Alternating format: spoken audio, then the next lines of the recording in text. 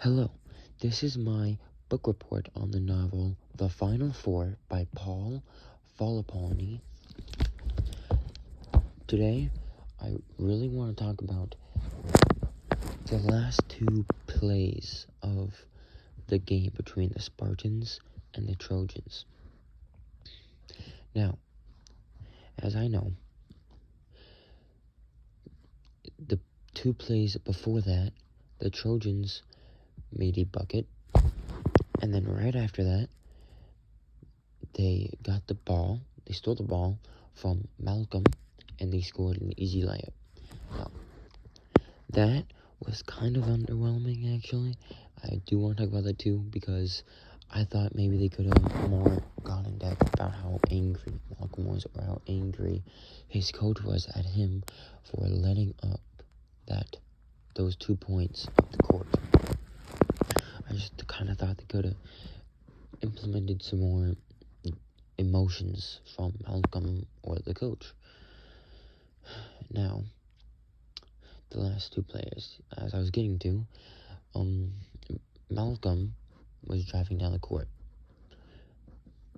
and he goes by his defender, barely recovering the ball and going by him.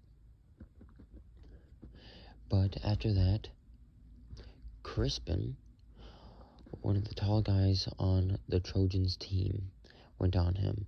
Now, this was a huge mismatch because of their size difference. This was a huge issue because Malcolm could not score the ball if Crispin was guarding him. So, MJ bumps Crispin, and this allows Malcolm to shoot a deep three and makes it in.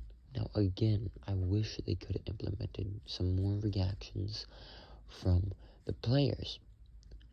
If they're excited, their sadness, their happiness. I just wish that they could have just done something with it, but they just kind of just went right into the next play.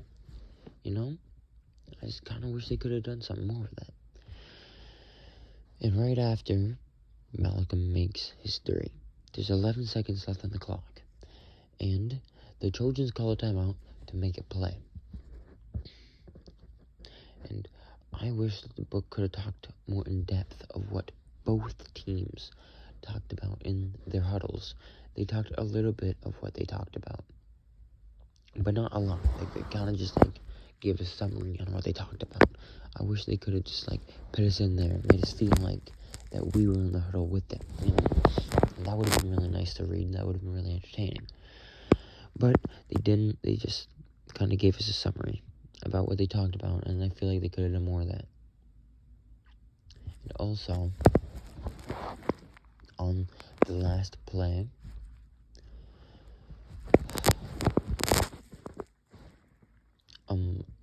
I do believe that Crispin passed it in to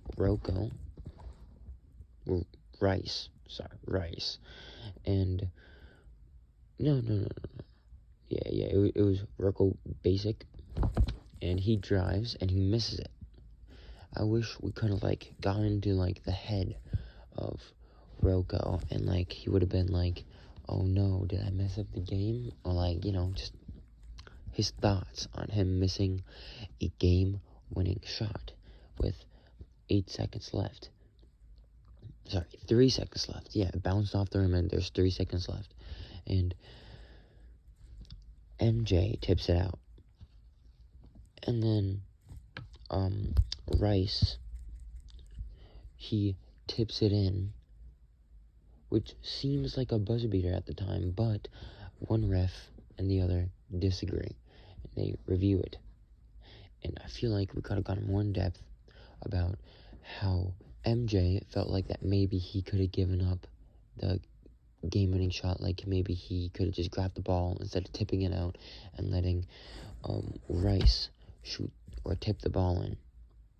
You know, they could have, shown how worried MJ was about that.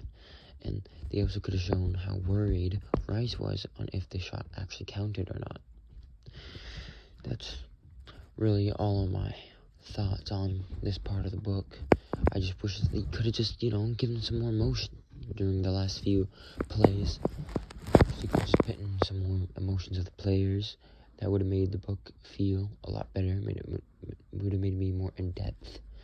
But all in all, it was a good book, except for all of the backstory for the players. I found that pretty boring. But I would definitely suggest a read from this book. Thank you for listening to my podcast.